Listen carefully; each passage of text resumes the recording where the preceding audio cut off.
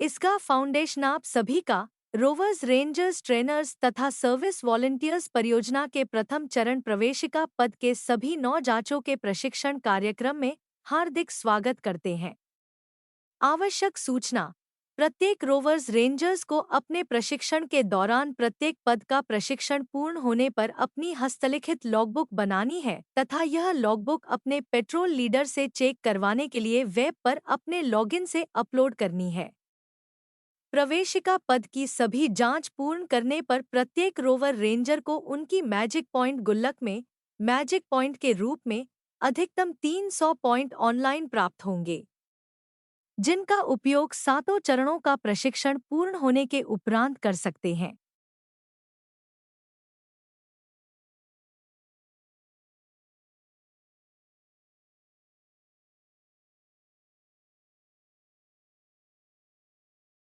प्रवेशिका पद जांच 1। स्काउटिंग गाइडिंग तथा रोवरिंग रेंजरिंग क्या है? स्काउटिंग गाइडिंग क्या है? किसी भी देश की सेना में जो सैनिक चुस्त, चालाक और साहसी होते हैं, वह कठिन परिस्थिति में रास्ता बनाने, नदी नालों पर पुल बनाने, घायलों की प्राथमिक चिकित्सा करने तथा शत्रु सेना की गतिविधियों का पता लगाकर अपने अधिकारियों को जानकारी देने का काम करते हैं। उन्हें स्काउट कहा जाता है। स्काउट गाइड का मूल मंत्र ही समाज की सेवा करना है। सेना में स्काउट शब्द का अर्थ गुप्तचर होता है। आज भी सेना की बटालियन में स्काउट दल होते हैं, जो कार्य सैनिक अपनी सेना के लिए करते हैं। उन स्काउट सेना के कार्यों को सेना के सीमित क्षेत्र से निकालकर जनसाधारण के बालक बालिकाओं तक सुसंगठित परियोजना के रूप में पहुंचाने का श्रेय एकमात्र लॉर्ड बेडेन पॉवेल को जाता है। स्काउटिंग गाइडिंग बाल बालिकाओं को अच्छा नागरिक बनाने के लिए एक अनौपचारिक शिक्षण योजना है। इस प्रशिक्षण का उद्देश्य बाल बालिकाओं को शारीरिक रूप से मजबूत, मानसिक रूप से जागरूक तथा नैतिक रूप से सुसंस्कृत बनाना है। बाल बालिकाओं का सर्वांगीण विकास ही इस प्रशिक्षण का मूल उद्देश्य है। इस शिक्षा का मूल आधार मानव सेवा से ईश्वर को प्राप्त करना है, जिसमें अच्छी अच्छी बातें हंसी और खेल खेल में सिखाई जाती है। इस प्रशिक्षण में स्वास्थ्य, सदाचार, सेवा भाव एवं स्वावलंबन पर विशेष बल दिया जाता है। जो स्काउट गाइड अपना प्रशिक्षण निर्धारित योजनानुसार प्राप्त कर लेते हैं, वे उन सभी गुणों से संपन्न होते हैं जो देश के एक अच्छे नागरिक में होने चाहिए। स्काउटिंग गाइडिंग मात्र कक्षागत अभ्यास ही नहीं, अपितु एक बाहरी क्रियाशील जीवन का ज्ञान भ्रमण, हाइकिंग द्वारा अर्जित करना भी है। खुले वातावरण और प्रकृति के विशाल प्रांगण में स्काउटिंग गाइडिंग के अभ्यास होते हैं। कम से कम संसाधनों से अधिक सुख सुविधाएं कैसे प्राप्त की जाती है, यह सब कुछ हमें स्काउटिंग गाइडिंग की शिक्षा के अंतर्गत ही सीखने को मिलता है। स्काउटिंग गाइडिंग एक ऐसी जीवन शैली है जो सभी के जीवन में बचपन से वृद्धावस्था तक नवीन चेतना का संचार करती है।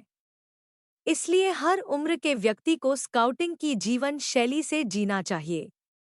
स्काउट गाइड का उम्र अनुसार विभाजन निम्न प्रकार है। कब बुलबुल 6 से 10 वर्ष तक, स्काउट गाइड 10 से 16 वर्ष तक, रोवर्स रेंजर्स 16 से 35 वर्ष तक। स्काउटिंग गाइडिंग के उद्देश्य।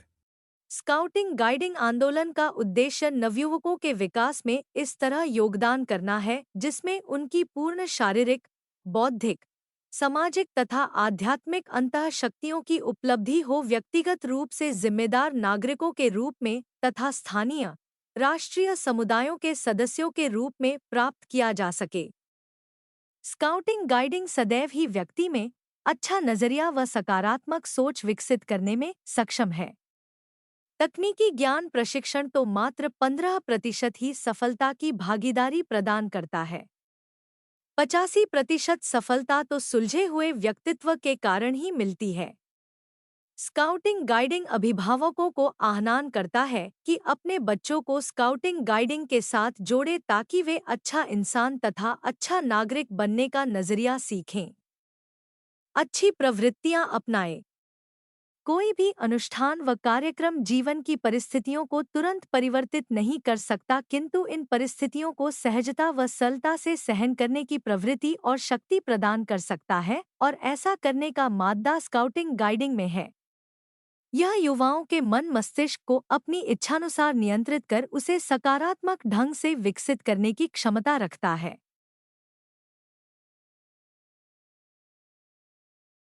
स्काउटिंग गाइडिंग के सिद्धांत। स्काउटिंग गाइडिंग के सिद्धांत सभी के जीवन में बहुत उपयोगी होते हैं। कुछ प्रमुख सिद्धांत जिनको सभी रोवर रेंजर्स को अपने जीवन में अपनाना अनिवार्य है। 1. ईश्वर और अपने धर्म के प्रति कर्तव्य पालन। 2. अपने देश के प्रति वफादारी। 3. विश्व मैत्री तथा भ्रातृत्व में विश्वास। 4. स्काउट नियम व प्रतिज्ञा में दिए हुए व्यवहारों को स्वीकारना।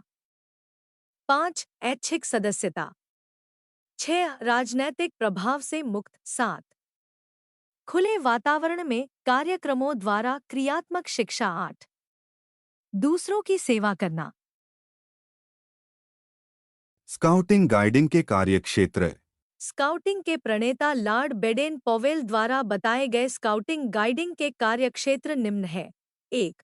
चरित्र निर्माण, स्वावलंबन और आत्मविश्वास। 2. समाज सेवा, दूसरों की सेवा और नित्य एक भलाई का कार्य। 3. स्वास्थ्य आरोग्य के नियम। 4. हस्त कौशल, तरह तरह के कौशलों का ज्ञान। 5. धार्मिकता, ईश्वर में विश्वास और अपने धार्मिक नियमों का पालन तथा दूसरों के धार्मिक विश्वासों का सम्मान। रोवरिंग रेंजरिंग क्या है?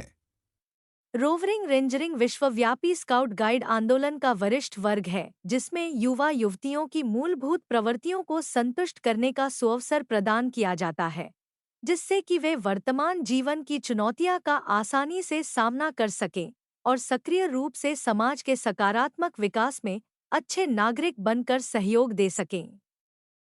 रोवरिंग रेंजरिंग 16 वर्ष से 35 वर्ष तक के युवक युवतियों के लिए जीवन जीने की एक सुखद शैली है, जो स्काउट गाइड के नियम एवं प्रतिज्ञा, प्रकृति प्रेम, मौज मस्ती, विश्व बंधुत्व, साहस, देश प्रेम, अपनापन, मार्गदर्शन करने व निर्णय लेने, सामुदायिक सेवा करने, व्यक्तित्व विकास करने, स्वयं सीखने की उपयोगी गतिविधियों पर आधारित है। स्काउटिंग ऐसे कार्यक्रम भी प्रस्तुत करती है जो युवक युवतियों के अनुकूल हों, उन्हें आत्मनिर्भर बनाने, उत्तरदायित्व संभालने, प्राकृतिक विरासत, संस्कृति, राष्ट्रीय एकता व मानव मूल्यों को स्थिर रखने की भी प्रेरणा देती है। साधारण, प्रेरक और परिस्थिति के अनुकूल परिवर्तनीय कार्यक्रमों के द्वारा प्रसन्न व स्वस्थ होने, परसेवा करने आदि का रचनात्मक प्रशिक्षण देती है, जिससे कि शारीरिक, मानसिक, नैतिक, आध्यात्मिक तथा सामाजिक विकास हो सके। इसके कार्यक्रम मुख्यतः बाहरी जीवन व समाज सेवा से संबंधित है। 26 वर्ष की आयु से 35 वर्ष की आयु तक रोवर रेंजर का सेवाकाल माना जाता है। स्काउटिंग के संस्थापक लॉर्ड बेडन पावेल के द्वारा लिखी गई पुस्तक रोवरिंग टू सक्सेस में रोवरिंग के बारे में लिखा है, यह समाज में एक भाईचारा है।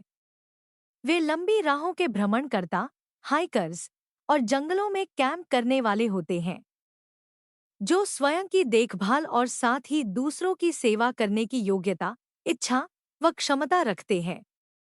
रोवरिंग रेंजरिंग के 4 उद्देश्य होते हैं: चरित्र और बुद्धिमानी, हस्तकला और कौशल, स्वास्थ्य और शक्ति तथा दूसरों की सेवा व सुनागरिकता। रोवरिंग रेंजरिंग एक रोचक व शिक्षाप्रद खेल है, जो अनुशासन, सद्भावना तथा सच्चाई के साथ रोवर लीडर रेंजर लीडर के संरक्षण में योजनाबद्ध तरीके के व्यावहारिक पहलुओं के आधार पर रोवरिंग रेंजरिंग की भावना से खेला जाता है। इस खेल का एक उद्देश्य होता है। रोवरिंग रेंजरिंग का उद्देश्य है निःस्वार्थ सेवा। स्काउटिंग एक व्यक्तिगत प्रशिक्षण अनुभव है, जो कि प्रजातांत्रिक पृष्ठभूमि में किया जाता है। सुख देने से ही सुख मिलता है। सेवा में सच्ची सफलता केवल सच्चा सुख और सच्चा आनंद है। सच्चा आनंद पाने की दो कुंजियां हैं। एक, जीवन को खेल समझते हुए जो भी आपके पास है उसका अत्यधिक व अच्छे से अच्छा उपयोग करना। दो डॉट, हमारे सभी काम प्रेम से प्रेरित हों तथा कृतज्ञता प्रकट करने वाले हों। कार्यशीलता सुख व आनंद को लाती है, इंद्रियों की तृप्ति नहीं। जो मजा उपयोगी होने में है वह उपभोगी होने में नहीं है। अपना मार्ग स्वयं खोजना, उस पर चलना है। योग्य बनकर उत्तरदायित्व निभाना है, योग्य माता पिता बनना है, कुशल व्यवसायी होना है तथा अच्छा नागरिक बनकर समाज का मार्गदर्शन करना है। रोवर्स, क्रू व रेंजर्स टीम एक यूनिट के साथ जुड़कर अपना प्रशिक्षण लेते हैं। प्रगतिशील प्रशिक्षण प्रवेशिका पद से दक्ष पद अवार्ड तक का पाठ्यक्रम पूरा करके समाज सेवा करने के लिए आगे बढ़ते हैं। जो युवक युवती स्काउट गाइड का प्रशिक्षण लेकर रोवर रेंजर के स्तर तक आते हैं तो उनमें रोवर रेंजर के कार्य करने की भावना मजबूत होती है।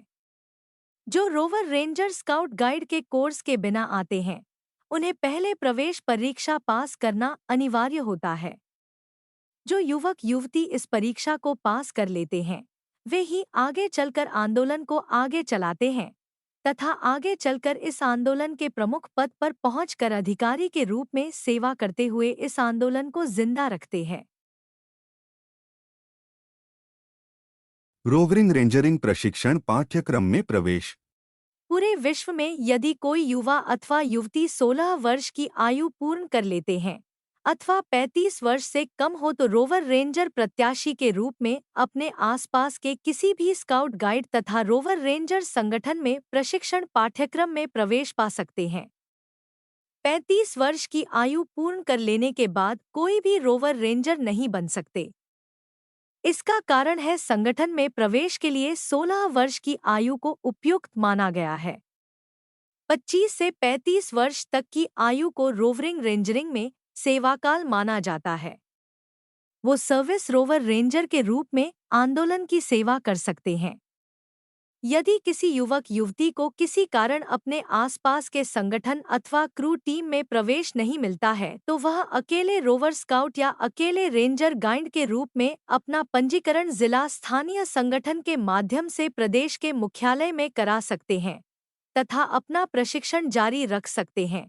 यदि ऐसे में कोई प्रशिक्षित रोवर लीडर या रेंजर लीडर मिल जाए तो 6 से 8 रोवर रेंजर मिलकर नया ग्रुप टीम बना सकते हैं और उसका पंजीकरण भी करा सकते हैं। जब कोई युवक युवती रोवरिंग रेंजरिंग में प्रवेश लेना चाहता है तो वह सबसे पहले एक संगठन अथवा ओपन ग्रुप टीम का चुनाव कर ले तथा उसके सचिव से मिलकर प्रवेश हेतु आवेदन कर सकते हैं। तब आपके आवेदन पत्र पर कौंसिल दल सभा विचार करेगी और प्रवेश होने पर आपको सूचित कर दिया जाएगा। रोवरिंग रेंजरिंग प्रशिक्षण पाठ्यक्रम में प्रवेश। यदि किसी भी युवक अथवा युवती को स्काउट गाइड अथवा रोवर रेंजर संगठन में प्रत्याशी उम्मीदवार के रूप में 16 वर्ष की आयु पूरी होने पर किसी भी स्काउट गाइड अथवा रोवर रेंजर संगठन में सदस्यता मिल जाती है तो प्रवेश पद का प्रशिक्षण पूर्ण होने पर सभी प्रत्याशी उम्मीदवार को दीक्षा संस्कार समारोह में शपथ दिलवाई जाती है। तदुपरांत रोवर रेंजर सर्विस वॉलंटियर परियोजना पाठ्यक्रम का पूर्ण प्रशिक्षण प्राप्त कर सकते हैं। रोवर रेंजर्स सर्विस वॉलंटियर परियोजना प्रशिक्षण में स्काउट गाइड कला संबंधी खेल व उनका अभ्यास, वाइड गेम, प्रकृति अध्ययन, सांस्कृतिक अध्ययन, हाइक शिविर, प्रार्थना सभा, स्काउट गाइड नियम, स्काउट गाइड प्रतिज्ञाओं का पालन, दक्षता बैज, रैली, जम्बूरी, उपराष्ट्रपति शील्ड, राष्ट्रपति शील्ड, प्रधानमंत्री शील्ड, राष्ट्रीय एकता शिविर, अभिरुचि केंद्रों का संचालन, कैंपफायर, गुड़टन, सामुदायिक योजना, सेवा कार्यक्रम, पर्वतारोहण, साहसिक यात्राएं आदि प्रशिक्षण का अभ्यास करना अनिवार्य होता है। ग्रुप टीम स्काउट गाइड अथवा रोवर रेंजर संगठन समय समय पर प्रशिक्षण की व्यवस्था निर्धारित करेंगे। उसी बीच आपको अपने रोवर लीडर रेंजर लीडर को संतुष्ट करना होगा कि आप रोवर रेंजर के रूप में दीक्षा दिए जाने के योग्य हो गए हैं। इस योग्यता को प्राप्त करने के लिए अर्थात दीक्षा हेतु तैयार करने के लिए आपकी सहायता हेतु 2 प्रवर्तक सहायक को नियुक्त किया जाएगा। ये प्रवर्तक सहायक अनुभवी होंगे। इनमें से एक आपकी मदद के लिए होगा, दूसरा ग्रुप टीम की इच्छा के अनुरूप होगा। यदि आप पहले स्काउट गाइड रह चुके हैं तो प्रवेश के टेस्ट पुनः नहीं देने होंगे। यदि आप पहले स्काउट गाइड नहीं रहे हैं तो प्रवेश की जांच उत्तीर्ण करने में प्रवर्तक सहायक आपकी मदद करेंगे। रोवर रेंजर्स सर्विस वॉलंटियर परियोजना पाठ्यक्रम। रोवर रेंजर्स सर्विस वॉलंटियर परियोजना पाठ्यक्रम को योजनानुसार 7 चरणों में बांटा गया है, जिसको प्रत्येक रोवर रेंजर को एक एक करके सभी पाठ्यक्रमों को 7 माह में पूरा करना है। रोवर रेंजर प्रशिक्षण पाठ्यक्रम निम्न प्रकार है।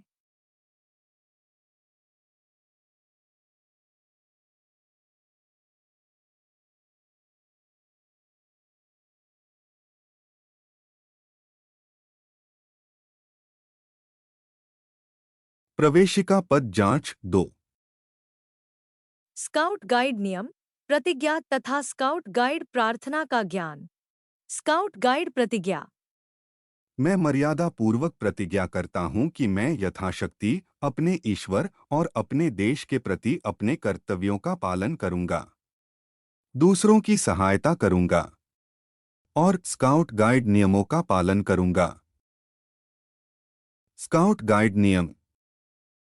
स्काउट गाइड के वचन विश्वसनीय होते हैं। स्काउट गाइड वफादार होते हैं। स्काउट गाइड दूसरों की सहायता करना अपना कर्तव्य समझते हैं। स्काउट गाइड सबके मित्र होते हैं और प्रत्येक दूसरे स्काउट गाइड के भाई बहन होते हैं, चाहे वह किसी भी देश, जाति अथवा धर्म के हों। स्काउट गाइड विनम्र होते हैं। स्काउट गाइड पशु पक्षियों के मित्र होते हैं और पर्यावरण के संरक्षण में सहायक होते हैं। स्काउट गाइड अनुशासनशील और आज्ञाकारी होते हैं। स्काउट गाइड वीर होते हैं और कठिनाइयों में भी प्रसन्नचित्त रहते हैं। स्काउट गाइड मितव्ययी होते हैं। स्काउट गाइड मन, वचन और कर्म से शुद्ध होते हैं। स्काउट गाइड प्रार्थना। वह शक्ति हमें 2 दयानिधि कर्तव्य मार्ग पर डट जाए, परसेवा परोपकार में हम निज जीवन सफल बना जाए। हम दीन दुखी निब्लोम विकलों के सेवक बन संताप हरें। जो है अटके भूले भटके उनको तारे खुद तर जाए। छल, दंभद्वेष, पाखंड झूठ, अन्याय से निशिदिन दूर रहें। जीवन हो शुद्ध सरल अपना, शुचि प्रेम सुधा रस बरसाएं। ने जानबान मर्यादा का प्रभु ध्यान रहे, अभिमान रहे। जिस पुण्यधा पर जन्म लिया बलिदान उसी पर हो जाए। वह शक्ति हमें 2 दयानिधि कर्तव्य मार्ग पर डट जाए, परसेवा परोपकार में हम निज जीवन सफल बना जाए। स्काउट गाइड कामना। हे ईश्वर, आपने हमें एक सुंदर नए दिन का आशीर्वाद दिया है और हम सभी स्काउट गाइड आपसे प्रार्थना करते हैं कि जैसे जैसे दिन शुरू होगा वैसे वैसे अंधकार दूर होगा। आप हमारी ऊर्जा को फिर भर देने की कृपा करना। प्रभु, कृपा करके हमारे शरीर और दिमाग को शक्ति देना, साथ ही हमें इस नए दिन का उद्देश्य भी देना। कृपया करके हमारे दिल में स्वच्छ और शुद्ध विचारों को भरना। हे प्रभु, हमारे मन को शुद्ध करें और सभी जन के प्रति हमारे मन में दया और करुणा भर दें। हमारे मन में आने वाले नकारात्मक विचारों से, अपशब्दों और गलत कार्यों से हमें बचाएं। हमारे विचारों को महान बनाएं और सभी कार्य सही दिशा में जाएं, ऐसा हम सबको आशीर्वाद दें। कृपया हमारे हाथों ऐसी ऊर्जा प्रदान करें ताकि जिनसे भी हम मिले उसमें हम आपकी उपस्थिति महसूस कर सकें। हम सभी को अच्छे स्वास्थ्य के साथ ऊर्जा और ज्ञान का आशीर्वाद प्रदान करें, जिससे हम अपने कर्तव्यों को पूरी जिम्मेदारी के साथ सफलतापूर्वक और प्रभावी ढंग से पूरा कर सकें। ये एक बहुत ही अनमोल दिन है जो हम शुरू करने जा रहे हैं। प्रभु, हम खुद कुछ भी नहीं कर सकते, इसलिए हे ईश्वर, हमें अपने से अलग नहीं करना। हमें एक सुंदर जीवन देने का उपहार के लिए हम आपके हमेशा आभारी रहेंगे।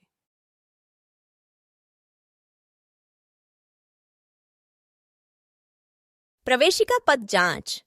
3. राष्ट्रीय गान, वंदे मातरम और सारे जहां से अच्छा का ज्ञान। राष्ट्रीय गान का ज्ञान। जन गण मन अधिनायक जय हे भारत भाग्य विधाता। पंजाब सिंध गुजरात मराठा द्राविड़ उत्कल बंगा। विंध्य हिमाचल यमुना गंगा उच्चल जलधि तरंगा। तव शुभ नामे जागे, तव शुभ आशीष मांगे। गाहे तव जय गाथा, जन गण मंगलदायक जय हे भारत भाग्य विधाता। जय हे जय हे जय हे जय जय जय जय हे।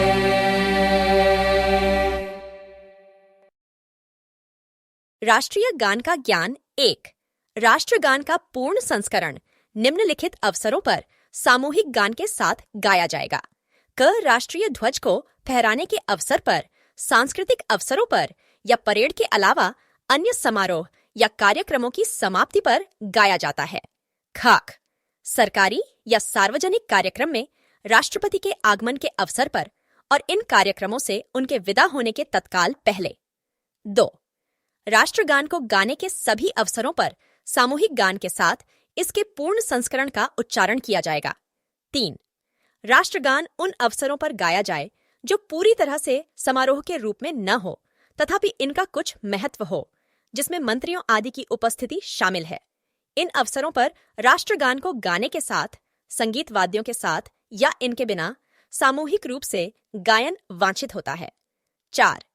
यह संभव नहीं है कि अवसरों की कोई एक सूची दी जाए जिन अवसरों पर राष्ट्रगान को गाना गाने की अनुमति दी जा सकती है, परंतु सामूहिक गान के साथ राष्ट्रगान को गाने पर तब तक कोई आपत्ति नहीं है जब तक इसे मातृभूमि को सलामी देते हुए आदर के साथ गाया जाए और इसकी उचित गरिमा को बनाए रखा जाए।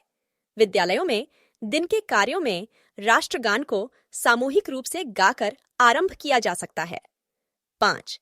विद्यालय के प्राधिकारियों को राष्ट्रगान के गायन को लोकप्रिय बनाने के लिए अपने कार्यक्रमों में पर्याप्त व्यवस्था करनी चाहिए तथा उन्हें छात्रों के बीच राष्ट्रीय ध्वज के प्रति सम्मान की भावना को प्रोत्साहन देना चाहिए। आजकल सिनेमा हॉल में भी राष्ट्रगान गाने का सुप्रीम कोर्ट का आदेश है। वंदे मातरम का ज्ञान। वंदे मातरम, वंदे मातरम। सुजला सुफला मलयज शीतला। सस्य श्यामला मातरम, वंदे मातरम। शुभ्रज्योत्स्ना पुलकितयामिनी। पुल्लकुसुमित द्रुमदल शोभिनी। सुहासिनी सुमधुर भाषिणी। सुखदां वरदां मातरं, वन्दे मातरं, वन्दे मातरं। वंदे मातरम का ज्ञान। किसी देश का राष्ट्रगीत प्राय देशभक्तिपूर्ण संगीतबद्ध रचना होती है जो वहां के इतिहास, संस्कृति, परंपरा एवं संघर्षों का वर्णन करती है। राष्ट्रगीत देश की सरकार द्वारा स्वीकृत होता है या परंपरा से लोगों द्वारा मान्य होता है। भारत का राष्ट्रगीत वंदे मातरम है, जिसे बंकिम चंद्र चट्टोपाध्याय द्वारा 1882 में आनंद मठ उपन्यास में लिखा गया। वास्तव में इसे 2 भाषाओं में लिखा गया था, बंगाली और संस्कृत। किसी भी राष्ट्रीय पर्व के अवसर पर अपनी मातृभूमि के लिए राष्ट्रगीत को गाया जाता है। भारतीय स्वतंत्रता आंदोलन के दौरान हमारे स्वतंत्रता सेनानियों के लिए इस गीत ने प्रेरणा स्रोत का कार्य किया। राष्ट्रगीत बहुत ही शक्तिशाली है और अभी भी हमें अपने देश की खुशहाली के लिए लड़ने की प्रेरणा देता है। इसे पहली बार 1896 में रबींद्रनाथ टैगोर ने भारतीय राष्ट्रीय कांग्रेस के अधिवेशन में गाया था। 1950 में भारत की आजादी के बाद वास्तविक वंदे मातरम के उपरोक्त 2 खूबसूरत छंदों को भारत के राष्ट्रगीत के रूप में आधिकारिक तौर पर घोषित किया गया। सारे जहां से अच्छा का ज्ञान। सारे जहां से अच्छा हिंदुस्तान हमारा हमारा, सारे जहां से अच्छा हिंदुस्तान हमारा। हम बुलबुलें हैं इसकी, ये गुलसितां हमारा हमारा। सारे जहां से अच्छा हिंदुस्तान हमारा। हम बुलबुलें हैं इसकी, ये गुलसितां हमारा हमारा। सारे जहां से अच्छा। पर्वत वो सबसे ऊंचा, हम साया आसमां का। वो संतरी हमारा, वो पासबा हमारा हमारा। सारे जहां से अच्छा हिंदुस्तान हमारा हमारा। सारे जहां से अच्छा। गोदी में खेलती है इसकी हजारों नदियां, गुलशन है जिनके दम से रश के जना हमारा हमारा। सारे जहां से अच्छा हिंदुस्तान हमारा हमारा। सारे जहां से अच्छा। मजहब नहीं सिखाता आपस में बैर रखना। हिंदी है हम, हिंदी है हम, हिंदी है हम। वतन है हिंदुस्तान हमारा हमारा। सारे जहां से अच्छा हिंदुस्तान हमारा। हम बुलबुलें हैं इसकी, ये गुलसितां हमारा हमारा। सारे जहां से अच्छा हिंदुस्तान हमारा हमारा। सारे जहां से अच्छा का ज्ञान। सारे जहां से अच्छा गीत या तराना ए हिंदी उर्दू भाषा में लिखी गई देश प्रेम की एक गजल है, जो भारतीय स्वतंत्रता संग्राम के दौरान ब्रिटिश राज के विरोध का प्रतीक बनी और जिसे आज भी देशभक्ति के गीत के रूप में भारत में गाया जाता है। इसे अनौपचारिक रूप से भारत के राष्ट्रीय गीत का दर्जा प्राप्त है। इस गीत को प्रसिद्ध शायर मोहम्मद इकबाल ने 1905 में लिखा था और सबसे पहले सरकारी कॉलेज लाहौर में पढ़कर सुनाया था। यह इकबाल की रचना बंग-ए-दारा में शामिल है। उस समय इकबाल लाहौर के सरकारी कॉलेज में व्याख्याता थे। उन्हें लाला हरदयाल ने एक सम्मेलन की अध्यक्षता करने का निमंत्रण दिया। इकबाल ने भाषण देने के बजाय यह गजल पूरी उमंग से गाकर सुनाई। यह गजल हिंदुस्तान की तारीफ में लिखी गई है और अलग अलग संप्रदायों के लोगों के बीच भाईचारे की भावना बढ़ाने को प्रोत्साहित करती है। 1950 के दशक में सितार वादक पंडित रविशंकर ने इसे सुरबद्ध किया। जब इंदिरा गांधी ने भारत के प्रथम अंतरिक्ष यात्री राकेश शर्मा से पूछा कि अंतरिक्ष से भारत कैसा दिखता है, तो शर्मा ने इस गीत की पहली पंक्ति कही, सारे जहां से अच्छा हिंदुस्तान हमारा। प्रवेशिका पद जांच 4।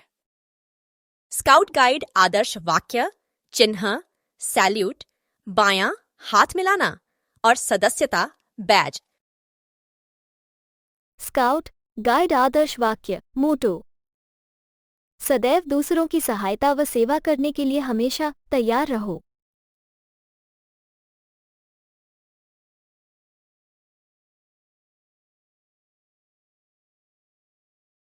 स्काउट गाइड आदर्श वाक्य मोटो।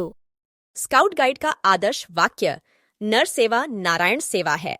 इसका अर्थ है कि स्काउट गाइड अपने कर्तव्यों का पालन करने के लिए तथा सदैव दूसरों की सहायता व सेवा करने के लिए हमेशा तैयार रहता है। इस तैयारी के लिए आवश्यक है कि मानसिक रूप से जागरूक हो और समस्या उत्पन्न होने पर तुरंत उसका समाधान या उसका सामना करने का उपाय सोच सके। उसका शरीर भी स्वस्थ होना चाहिए। वह अचानक आवश्यकता पड़ी रहने पर कठिन से कठिन परिस्थितियों का सामना कर सके और थकान अनुभव ना करने वाला हो। जनसेवा आदि कार्यों के लिए उसे सभी आवश्यकताओं व बातों को सीखना व उसमें प्रवीणता प्राप्त करना आवश्यक है, ताकि वह अवसर आने पर उस ज्ञान का उपयोग निपुणता पूर्वक कर सके। लॉर्ड बेडन पॉवेल के शब्दों में, शारीरिक रूप से तैयार होने के लिए अपने आप को सबल और चुस्त बनाओ, जिससे तुम ठीक समय पर ठीक कार्य कर सको। क्या आप सदा तैयार हैं? कृपया निम्न प्रश्नों के उत्तर दीजिए। पहला प्रश्न, क्या आप शरीर से उतने ही स्वस्थ या सबल हैं जितना कि आप हो सकते हैं? दूसरा प्रश्न, क्या आप स्वास्थ्य के नियमों का पालन करते हैं? तीसरा प्रश्न, क्या आप में आकस्मिक दुर्घटना या संकट को संभालने की योग्यता है? चौथा प्रश्न, क्या आप तुरंत सोचकर तुरंत कार्य करना सीख गए हैं? पांचवां प्रश्न, क्या आप सेवा के हर अवसर को खोजकर सेवा करते हैं? छठा प्रश्न, क्या आप अपना कर्तव्य जानते हैं, उसका पालन करने को तैयार हैं? स्काउट गाइड चिन्ह।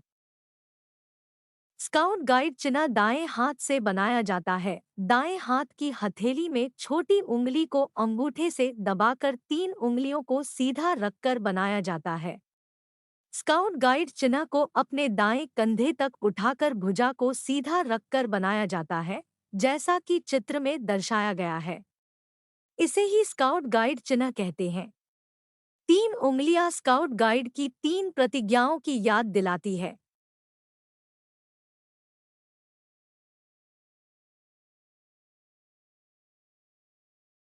स्काउट गाइड चिन्ह का उपयोग।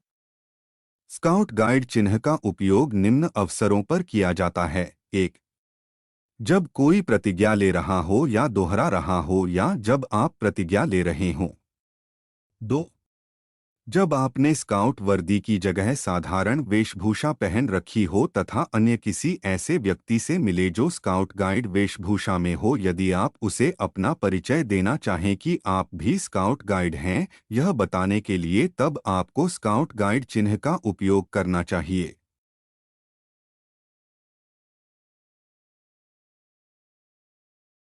स्काउट गाइड सैल्यूट प्रणाम। स्काउट गाइड सैल्यूट दाहिने हाथ से स्काउट गाइड चिन्ह बनाकर अपने माथे के दाईं भौं को छुआते हुए दाएं हाथ से 90 डिग्री और 45 डिग्री का कोण बनाते हुए, जैसा चित्र में दर्शाया गया है। सावधान की अवस्था में सैल्यूट प्रणाम किया जाता है। स्काउट गाइड्स फुर्ती से सैल्यूट करते हैं और सैल्यूट करने के उपरांत मन में 1, 2, 3 गिनते ही अपना हाथ नीचे कर लेते हैं। ढंग से और भली प्रकार चुस्ती से सैल्यूट करने पर जिसे सैल्यूट किया गया हो वह बहुत प्रसन्न होता है और उसकी दृष्टि में स्काउट गाइड का सम्मान बढ़ता है।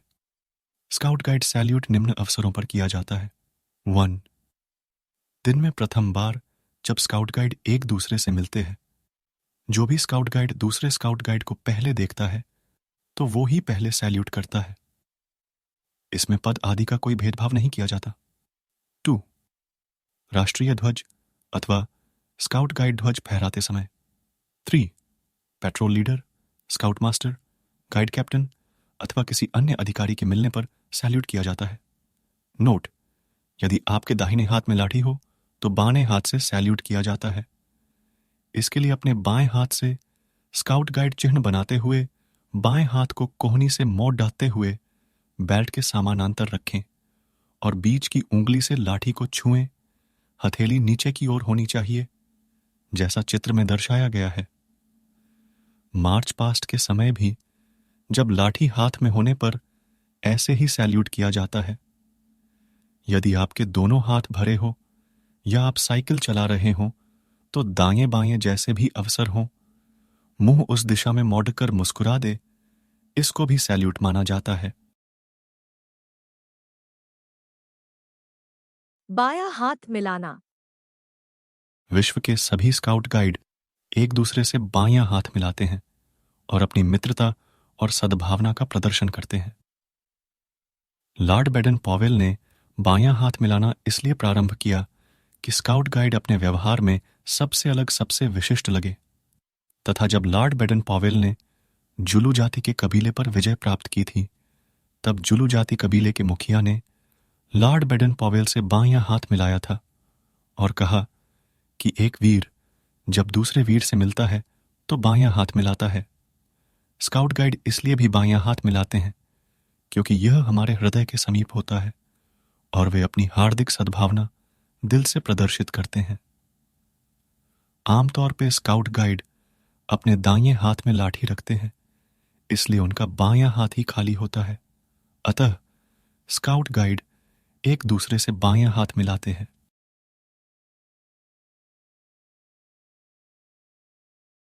विश्व स्काउट बैज। विश्व स्काउट बैज विश्व भाईचारे का प्रतीक है।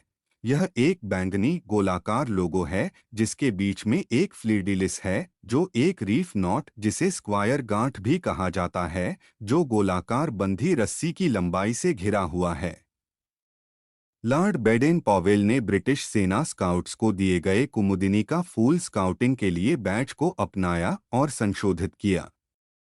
एरोहेड कंपास पर उत्तर बिंदु का प्रतिनिधित्व करता है और इसका उद्देश्य स्काउट्स को सेवा और एकता के मार्ग पर इंगित करना है। कुमुदिनी के फूल पर बने 3 बिंदु स्काउट वादे के 3 भागों का प्रतिनिधित्व करते हैं: दूसरों की सेवा, ईश्वर के प्रति कर्तव्य और स्काउट कानून के प्रति आज्ञाकारिता। स्काउट लॉ के 10 बिंदुओं का प्रतिनिधित्व करने वाले 2 5 बिंदु सितारे सत्य और ज्ञान के लिए खड़े हैं। फ्लीडेलिस के आधार पर बंधन स्काउटिंग के परिवार का प्रतीक है। घेरने वाली रस्सी विश्व स्काउट आंदोलन की एकता का प्रतीक है। विश्व गाइड बैज। विश्व गाइड बैज में लिली के फूल उपयोग किया गया है। लिली के फूल की 3 पत्ते 3 कर्तव्यों और वचन के 3 भागों का प्रतिनिधित्व करते हैं। 2 5 बिंदु सितारे वचन के लिए खड़े होते हैं और कानून और केंद्र में सही रास्ता दिखाने वाली कंपास सुई का प्रतिनिधित्व करती है। तिपतियां का आधार मानवता के प्रेम की ज्वाला को दर्शाता है और नीले और सुनहरे रंग दुनिया के सभी बच्चों पर चमकते सूरज का प्रतिनिधित्व करते हैं। मिस कारी आस ने 1930 में विश्व सम्मेलन में अपनाए गए विश्व गाइड बैज को डिजाइन किया था, जो नीले रंग की पृष्ठभूमि पर सोने का ट्रेफल था। विश्व गाइड बैज को पहली बार 1946 में एवियन, फ्रांस में 11वें विश्व सम्मेलन में अपनाया गया था।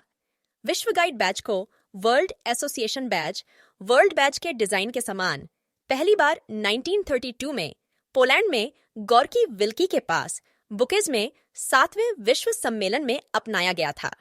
इसे विश्व बोर्ड, इसकी समितियों, विश्व ब्यूरो और विश्व के सदस्यों द्वारा पहना जाता है। स्काउट गाइड सदस्यता बैज। स्काउट गाइड बैज त्रिदल कमल होता है, जो कि विश्व के सभी स्काउट गाइड का सदस्यता चिन्ह है। यह समुद्री नाविकों के दिशा सूचक यंत्र की तरह उत्तर दिशा दिखाने वाला चिन्ह है। यूरोप में अनेक वीर योद्धाओं ने इस चिन्ह को अपने झंडों पर अपनाया। त्रिदल कमल का यह चिन्ह वीरों और साहसी लोगों का चिन्ह है। इसी कारण स्काउट गाइड के संस्थापक लॉर्ड बेडन पॉवेल ने इसे स्काउट गाइड भ्रातृत्व का चिन्ह स्वीकार किया। रोवर इसे अपनी कमीज की बाहीं जेब के बीचों बीच लगाते हैं और रेंजर या बैज अपनी बाईं आस्तीन के मध्य में लगाती हैं। इस बैज को स्काउट गाइड का सदस्यता बैज भी कहा जाता है।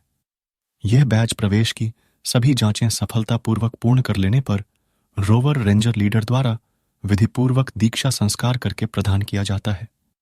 यह बैज लगाने के बाद ही आप स्काउट गाइड विश्व भ्रातृत्व संघ के सदस्य माने जाएंगे। स्काउट गाइड सदस्यता बैज।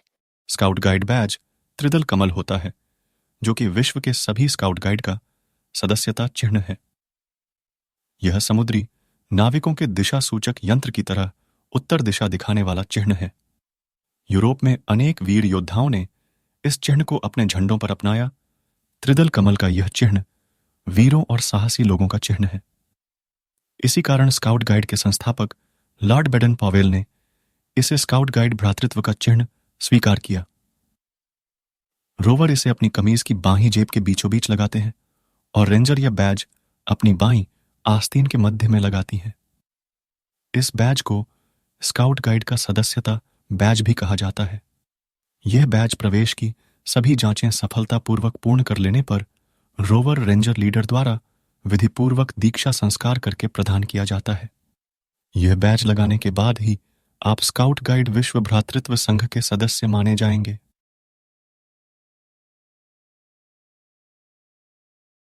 प्रवेशिका पद जांच 5।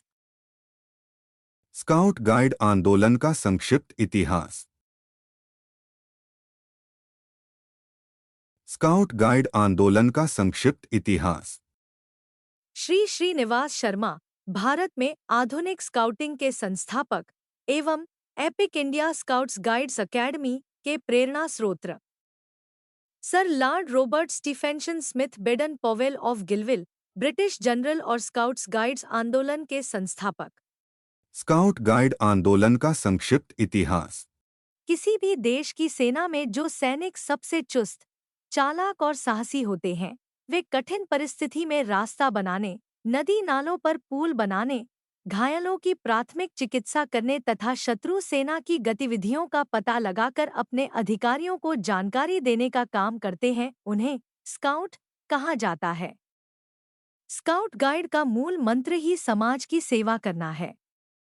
सेना में स्काउट शब्द का अर्थ गुप्तचर होता है।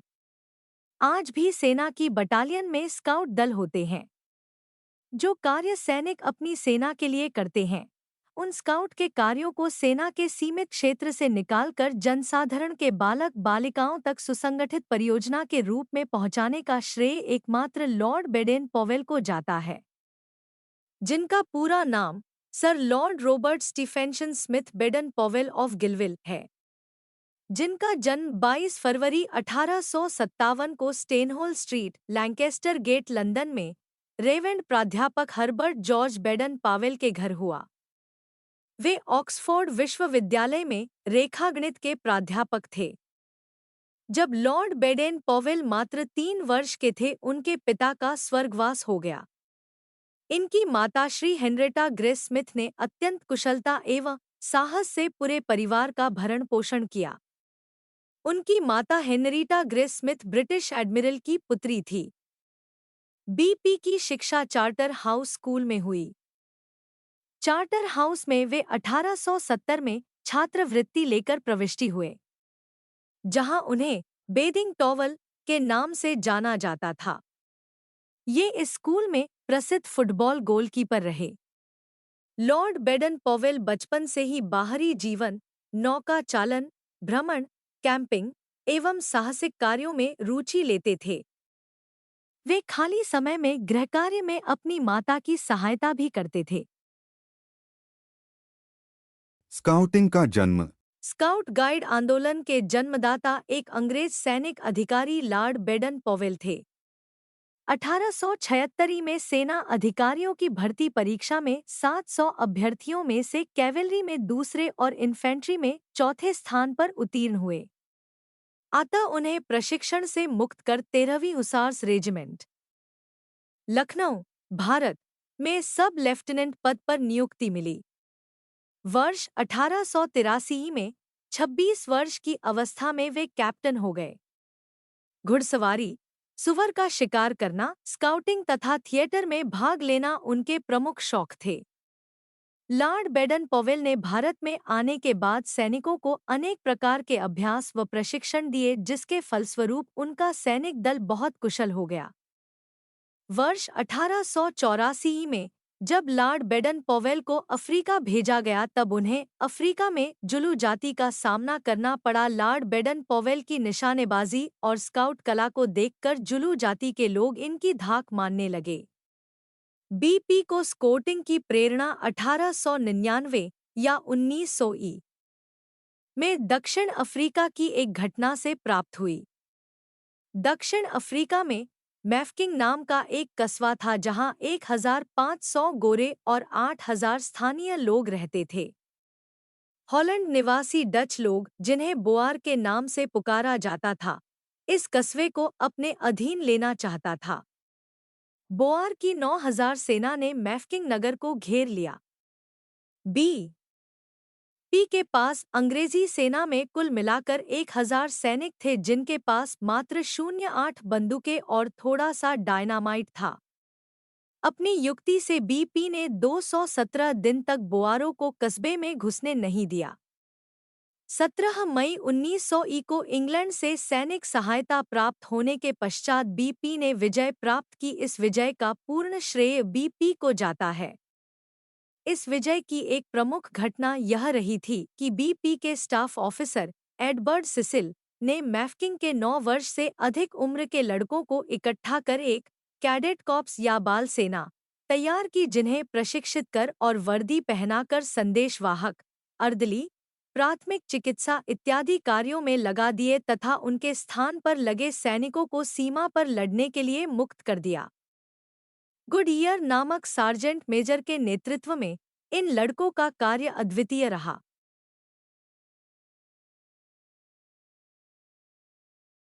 एडवर्ड सिसिल के इस प्रयोग ने बीपी को प्रभावित किया। इस घटना से प्रेरित होकर उन्होंने एड्स टू स्काउटिंग नामक पुस्तक लिखी। इस पुस्तक से प्रभावित होकर मिस्टर स्मिथ ने बीपी से लड़कों के लिए स्काउटिंग की एक योजना बनाने का आग्रह किया। अपनी इस कुशल एवं समयानुकूल सूझबूझ के कारण लॉर्ड बेडन पॉवेल शीघ्र ही विश्व भर में प्रसिद्ध हो गए। उन्हें अफ्रीका में सैनिक संगठन का कार्य सौंपा गया। यहाँ इन्होंने देखा कि कुछ लड़के उनकी लिखी पुस्तक एड्स टू स्काउटिंग को पढ़कर स्काउटिंग का अभ्यास कर रहे हैं। यह देखकर परिणामस्वरूप 1907 में इंग्लिश चैनल में पुल हार्बर के निकट ब्राउनसी द्वीप में 29 जुलाई से 9 अगस्त तक समाज के विभिन्न वर्गों के 20 लड़कों का प्रथम स्काउट शिविर स्वयं बीपी ने आयोजित किया। इस प्रयोगात्मक शिविर के अनुभवों को उन्होंने स्काउटिंग फॉर बॉयज नामक अपनी प्रसिद्ध पुस्तक में लिपिबद्ध कर दिया। इस पुस्तक के 26वें कथानक बीपी द्वारा शिविर तथा कैंप फायर में कही गई बातें तथा कहानियां हैं, जिन्हें 6 पाक्षिक संस्करणों में जनवरी 1908 से अप्रैल 1908 तक प्रकाशित किया गया। इस प्रकार लॉर्ड बेडन पॉवेल ने विश्व को भ्रातृत्व की भावना से परिपूर्ण बालक बालिकाओं के लिए स्काउट गाइड आंदोलन प्रदान किया। स्काउटिंग फॉर बॉयज नामक इस पुस्तक में बताई गई पद्धति बालकों को बहुत ही अच्छी लगी और शीघ्र ही स्काउटिंग का अभ्यास करने वाले बालकों की संख्या बहुत बढ़ गई। तब एक सुसंगठित और योजनाबद्ध कार्यक्रम की आवश्यकता हुई। लॉर्ड बेडन पॉवेल ने सेना से अवकाश ले लिया और वे इस आंदोलन को संगठित करने में लग गए। इस प्रकार स्काउटिंग का जन्म हुआ। अपने अंतिम दिनों में लॉर्ड बेडन पॉवेल अफ्रीका के कीनिया प्रदेश में रहते थे। 8 जनवरी 1941 को केन्या में लंबी बीमारी के बाद 83 वर्ष 10 माह 17 दिन का शानदार जीवन जीकर बीपी स्वर्गवासी हुए। माउंट केन्या में उन्हें दफनाया गया। गाइडिंग का जन्म। ब्रिटेन में लड़कों को स्काउटिंग का अभ्यास करते देख लड़कियों में भी उत्साह जाग गया। वह भी स्काउटिंग का अभ्यास करने लगी। सन 1909 में क्रिस्टल पैलेस में स्काउट्स की पहली रैली हुई। उस रैली में स्काउट की वर्दी पहने हुई कुछ लड़कियां रैली में शामिल हो गई। लॉर्ड बेडन पॉवेल ने उनसे पूछा, तुम कौन हो? तो लड़कियों ने जवाब में कहा, हम गर्ल स्काउट हैं। उनके उत्साह को देखकर लॉर्ड बेडन पॉवेल ने अपनी बहन एग्नेस बेडन पॉवेल को लड़कियों के लिए अलग से आंदोलन खड़ा करने का कार्य सौंपा। उन्होंने इस आंदोलन को गर्ल स्काउट का नाम दिया। लॉर्ड बेडन पॉवेल ने विवाहोपरांत गर्ल स्काउट का कार्यभार अपनी पत्नी लेडी ओलेव पॉवेल को सौंप दिया। लेडी ओलेव पॉवेल ने अपना कार्यभार संभालने के बाद गर्ल स्काउट का नाम बदलकर गाइड रख दिया, जिसका अर्थ होता है मार्गदर्शक।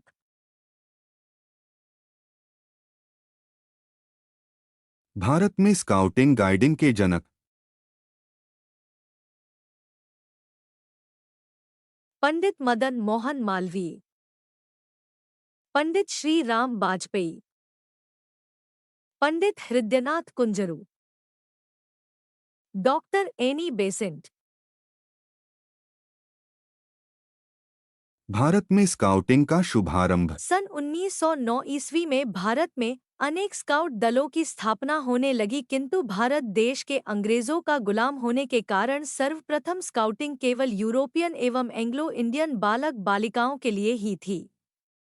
भारतवासियों के लिए स्काउटिंग गाइडिंग की शुरुआत न्यायाधीश विवियन बोस, पंडित मदन मोहन मालवीय, पंडित हृदयनाथ कुंजरू, गिरिजा शंकर वाजपेयी, एनी बेसेंट तथा जॉर्ज अरुंडेल के प्रयासों से वर्ष 1911 में गाइडिंग की तथा वर्ष 1913 में स्काउटिंग का शुभारंभ हुआ। वर्ष 1916 में doctor Annie Besant doctor G S. Arundale के प्रयत्नों से इंडियन बॉयज स्काउट एसोसिएशन की स्थापना हुई। वर्ष 1918 में पंडित मदन मोहन मालवीय के नेतृत्व में सेवा समिति बॉय स्काउट एसोसिएशन की स्थापना की गई। पंडित हृदयनाथ कुंजरू और पंडित श्री राम वाजपेयी से सेवा समिति बॉय स्काउट एसोसिएशन को स्थापित करने में विशेष सहयोग मिला। Bharat scouts and guides association Bharat में Bharat scouts and guides association राष्ट्रीय स्तर पर स्काउटिंग एवं गाइडिंग के क्षेत्र का पहला एक गैर सरकारी संगठन है, जिसकी स्थापना 7 नवंबर 1950 को स्वतंत्र भारत में पंडित जवाहरलाल नेहरू, मौलाना अबुल कलाम आजाद तथा मंगल दास पकवासा के द्वारा की गई। इसमें भारत में मौजूद सभी स्काउट एवं गाइड संगठनों को सम्मिलित किया गया। इसका मुख्यालय नई दिल्ली में स्थित है। इसके एक वर्ष पश्चात 15 अगस्त 1951 को all India girl guides association को भी भारत स्काउट्स एंड गाइड्स संगठन में शामिल कर लिया गया। विश्व स्काउट संगठन में वर्ष 1947 से 1949 तक अपने अहम योगदान के लिए विवियन बोस जी को विशेष तौर पर याद किया जाता है। वर्ष 1969 में विश्व स्काउटिंग में अद्वितीय सेवा के लिए श्रीमती लक्ष्मी मजूमदार को विश्व स्काउटिंग द्वारा ब्रॉन्ज वोल्फ सम्मान से सम्मानित किया गया था। Hindustan scouts and guides association Pandit Shri Ram Vajpeyi के प्रयासों से 1938 में हिंदुस्तान स्काउट एसोसिएशन की स्थापना हुई, जिसमें पहले सिर्फ स्काउट्स को सदस्यता दी जाती थी, जिसके कारण आज़ादी के बाद भारत सरकार के द्वारा संगठन बंद को कर दिया गया, जिसको भारत में दिनांक 26 नवंबर 1998 को Hindustan scouts and guides association के नए नाम से स्काउट्स के साथ गाइड्स के लिए भी सदस्यता आरंभ करके पुनः जीवित किया गया, जिसके सूत्रधार बने संस्थापक पंडित श्री श्रीनिवास शर्मा एवं उनके कर्मठ सहयोगी श्री साहिब सिंह वर्मा, तत्कालीन दिल्ली के मुख्यमंत्री श्री मुरारी लाल त्यागी, श्री सुरेश चंद अग्रवाल, श्री कैलाश चंद जैन, श्री कृष्ण कुमार सुमन तथा श्री राजेंद्र प्रसाद गौड़। इन सभी के सहयोग से स्काउट गाइड आंदोलन को एक नई पहचान मिली। संगठन के द्वारा स्काउटिंग गाइडिंग को बढ़ावा देने के लिए दिए गए योगदान तथा स्काउटिंग गाइडिंग के प्रशिक्षण कार्यक्रमों से प्रभावित होकर सन 2001 में भारत सरकार द्वारा Hindustan scouts and guides association को मान्यता प्रदान की गई। Epic India scouts and guides academy Hindustan scouts and guides association के संस्थापक राष्ट्रीय सचिव पंडित श्री श्रीनिवास शर्मा जी की प्रेरणा पर उनके स्काउट शिष्य प्रमोद कुमार ने अपने साथी रोवर जी.पी. ग्रोवर तथा अमित बुद्धिराजा के सहयोग से epic India scouts and guides academy, इसका फाउंडेशन का शुभारंभ अप्रैल 2015 में हुआ, जिसका मुख्य उद्देश्य है युवाओं में स्काउटिंग प्रशिक्षण के प्रति उनकी रुचि में बढ़ावा देना, युवाओं को उच्च शिक्षा प्राप्त करने के लिए प्रेरित करना तथा युवाओं का स्काउट प्रशिक्षण के माध्यम से कौशल विकास करके उनको आत्मनिर्भर बनाना।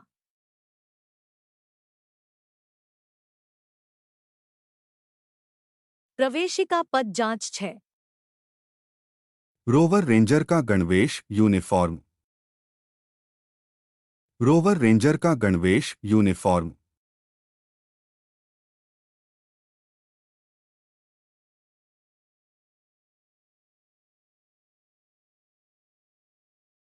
रोवर रेंजर की अनिवार्य वर्दी।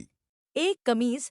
रोवर रेंजर की कमीज मेहंदी ग्रीन रंग की कमीज होती है, जिसमें 2 ढक्कनदार जेबें तथा जेबों के बीच में एक 1.5 इंच की पट्टी लगी होती है तथा कंधों पर पट्टियां, शोल्डर स्ट्रैप्स लगे होते हैं। 2 पैंट निक्कर। रोवर रेंजर की पैंट गहरे हरे, फौजी हरे रंग की होती है। 3 कमर पैटी, बेल्ट, चमड़े, जूट या नायलॉन की सलेटी ग्रे रंग की, जिस पर स्काउट्स व गाइड्स का चिन्ह सहित बक्कल लगा हो तथा बेल्ट में रस्सी टांगने का हुक लगा हो। 4 स्कार्फ व वोगल हरे, पीले, बैंगनी तथा हिमालय वुड बैज बादामी रंग को छोड़कर राष्ट्रीय, राज्य, जिला, स्थानीय संस्था द्वारा मान्यता प्राप्त किसी भी रंग का तिकोना स्कार्फ भुजा 80 सेंटीमीटर, एक भुजा 90 सेंटीमीटर लंबी हो। स्कार्फ को वोगल के साथ गले में पहना जाता है। वोगल तार, प्लास्टिक, लकड़ी अथवा किसी भी प्रकार की धातु का हो सकता है। 5 टोपी, कैप। स्काउट व गाइड की टोपी गहरे हरे, फौजी हरे रंग की बेरेट कैप होती है, जिस पर स्काउट्स व गाइड्स का चिन्ह सहित कैप बैज लगा होता है। सिख गहरे हरे रंग की पगड़ी स्काउट्स व गाइड्स का चिन्ह सहित कैप बैज सहित पहन सकते हैं। 6 स्कंद फीत, शोल्डर स्ट्रिप्स। रोवर रेंजर स्कंद फीत हरे रंग की पृष्ठभूमि पर नीले, हरे तथा लाल रंग धारियां से बनी होती है तथा जिस पर रोवर रेंजर कोर्स व पद के अनुसार स्टार लगाते हैं। 7 जर्सी ब्लेजर, गहरे हरे, फौजी हरा रंग की। 8 जूते व जुराबें, चमड़े के काले रंग के जूते व काले रंग की जुराबें। 9 सीटी व डोरी, सलेटी रंग की लैन्यार्ड में लगी स्काउट गाइड सीटी जो कि बानी जेब में रखी जाती है, डोरी गले में लटकाई जाती है। इनके अतिरिक्त लाठी बेंत, चाकू, हैवरशैक, रक्सैक, रस्सी, 3 मीटर लंबी हथकुल्हाड़ी, विभिन्न प्रकार के बैज व पट्टियां जो कि कमीज की जेब के ऊपर तथा शोल्डर भुजा पर लगाए जाते हैं। प्रवेशिका पद जांच। 7 स्काउट गाइड और राष्ट्रीय ध्वज का ज्ञान। विश्व स्काउट ध्वज। यह ध्वज वास्तव में सफेद फ्लूरडेलिस और सफेद रस्सी के साथ शाही बैंगनी रंग की पृष्ठभूमि पर बना होता है, जो विश्व स्काउटिंग मूवमेंट संगठन वॉज़म का ध्वज है, जिसका मुख्यालय स्विट्जरलैंड में है। यह ध्वज वॉज़म के सभी सदस्य संगठनों का उसी तरह प्रतिनिधित्व करता है जैसे संयुक्त राष्ट्र का ध्वज संयुक्त राष्ट्र के सभी सदस्य देशों का प्रतिनिधित्व करता है। ध्वज फ्लूरडिलिस या लिली के फूल से लिया गया है। यह अन्य देशों के स्काउटिंग संगठनों के स्काउट प्रतीक के हिस्से के रूप में पाया जाता है। यह कंपास और पॉइंटिंग उपकरणों और बिंदुओं पर भी अक्सर सही दिशा में पाया जाता है, क्योंकि स्काउट्स को भी सकारात्मक रूप से आगे बढ़ना चाहिए। झंडे पर 2 सितारे सत्य और ज्ञान का संकेत देते हैं। ये 2 सबसे महत्वपूर्ण तत्व हैं जो सभी सदस्य संगठनों के पंथों, वादों और शपथों में पाए जाते हैं। वे हमें आकाश में तारों और स्काउटिंग के बाहरी तत्व की भी याद दिलाते हैं। सफेद रस्सी फ्लूरडेलिस को घेरती है और सभी वॉज़म सदस्यों के सच्चे भाईचारे की याद दिलाती है। रस्सी को नीचे रीफ नॉट में बांधा जाता है। हम भारतीय इसे डॉक्टरी नॉट कहते हैं, जो सभी रस्सी की गांठों में से सबसे उपयोगी है अगर इसे ठीक से बांधा जाए और एक दूसरे की सेवा करने के साथ साथ हमारे सभी दायित्वों की याद दिलाती है। विश्व गाइड ध्वज। विश्व गाइड ध्वज मिस कारी आस ने विश्व ट्रेफॉइल प्रतीक को डिजाइन किया था, जिसे 1930 में विश्व सम्मेलन में अपनाया गया था, जो नीले रंग की पृष्ठभूमि पर एक सोने का ट्रेफॉइल था। 3 पत्तियां 3 कर्तव्यों और वादे के 3 हिस्सों का प्रतिनिधित्व करती है। दो 5 बिंदु सितारे नियमों और कर्तव्यों का प्रतिनिधित्व करते हैं और केंद्र में सही रास्ता दिखाने वाली कंपास सुई का प्रतिनिधित्व करती है। ट्रेफॉइल का आधार मानवता के प्यार की लौ का प्रतीक है और नीले और सुनहरे रंग दुनिया के सभी बच्चों पर चमकते सूरज का प्रतिनिधित्व करते हैं। डॉट विश्व बैज ट्रेफॉइल को शामिल करते हुए पहली बार 1946 में एवियन फ्रांस में 11वें विश्व सम्मेलन में अपनाया गया था। विश्व बैज के डिजाइन के समान विश्व एसोसिएशन बैज पहली बार गोरकी विल्की के पास बुक्जे में 7वें विश्व सम्मेलन में अपनाया गया था, पोलैंड में 1932 में। इसे वर्ल्ड बोर्ड के सदस्यों, इसकी समितियों, वर्ल्ड ब्यूरो और वर्ल्ड सेंटर के कर्मचारियों, रेंजर्स और गाइड्स द्वारा पहना जाता है। Epic India scouts guides academy ध्वज। Epic India scouts guides academy का ध्वज फिरोजी नीले रंग की पृष्ठभूमि वाले कपड़े से बना होता है, जिसके बीचों बीच स्काउट गाइड संगठन का त्रिदल कमल लोगो गहरे नीले रंग से छपा होता है। त्रिदल कमल की 3 पंखुड़ियां हमें 3 प्रतिज्ञाओं की याद दिलाती हैं। त्रिदल कमल में बने 2 सितारे हमें स्काउट गाइड के 10 नियमों का स्मरण कराते हैं और उसमें बीच वाली पंखुड़ी पर ऊपर की ओर अशोक चक्र बना होता है। अशोक चक्र भारत का प्रतीक है और क्षैतिज पट्टी विश्व भाईचारे का प्रतीक है, जिस पर तिप्तिया घास लगी हुई है। तिप्तिया घास गाइड विंग का प्रतीक है। स्काउटिंग और गाइडिंग का मकसद लड़कों और लड़कियों को अच्छी नागरिकता के लिए चरित्र प्रशिक्षण देना है। राष्ट्रीय ध्वज। हमारा राष्ट्रीय ध्वज 3 रंग की समानांतर कपड़ों की पट्टियों से बना होता है। ऊपर की पहली पट्टी केसरिया रंग की होती है, बीच की पट्टी सफेद और नीचे की पट्टी गहरे हरे रंग की होती है। ध्वज के बीच की सफेद पट्टी के बीचों बीच नीले रंग का अशोक चक्र बना होता है।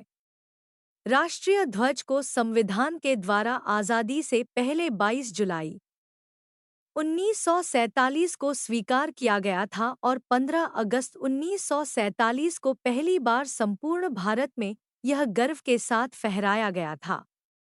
आज यह ध्वज भारतीय स्वतंत्रता की भावना का प्रतीक है। हमारे राष्ट्रीय ध्वज में केसरिया रंग का अर्थ वीरता, साहस, बलिदान का प्रतीक है। यह श्रम का भी प्रतीक है। बीच का सफेद रंग शांति व सत्य को दर्शाता है। हरा रंग हमारे हरे भरे कृषि प्रधान राष्ट्र का द्योतक है और प्रगति, हरियाली व खुशहाली का प्रतीक है। सफेद पट्टी के बीचों बीच नीले रंग में अंकित अशोक चक्र हमारी प्राचीन परंपराओं, भाईचारे और सजगता व प्रगति का प्रतीक है। यह चक्र सारनाथ के अशोक स्तंभ पर बने चक्र की प्रतिकृति है और यह न्याय, उन्नति, प्रगति संगठन का द्योतक है। 1. हमें सभी राष्ट्रीय ध्वजों का उचित सम्मान करना चाहिए। 2. ध्वज फहराते समय केसरिया रंग सदैव ऊपर रहना चाहिए। 3. मार्च पास्ट के समय या किसी जुलूस में राष्ट्रीय ध्वज सबसे आगे व मध्य में रहना चाहिए तथा राष्ट्रीय ध्वज कभी झुकाया नहीं जाता। 4. यदि एक ही स्तंभ पर राष्ट्रीय ध्वज तथा स्काउट गाइड ध्वज अथवा कोई अन्य ध्वज फहराना हो तो राष्ट्रीय ध्वज सबसे ऊपर होना चाहिए। 5. यदि किसी स्थान या कार्यक्रम में अलग-अलग ध्वज दंडों पर अनेक ध्वज फहराने हो तो राष्ट्रीय ध्वज दाईं ओर के ध्वज दंड पर फहराया जाए तथा राष्ट्रीय ध्वज का ध्वज दंड ऊपर होना चाहिए। राष्ट्रीय ध्वज अन्य ध्वजों से पहले फहराया जाना चाहिए। 6.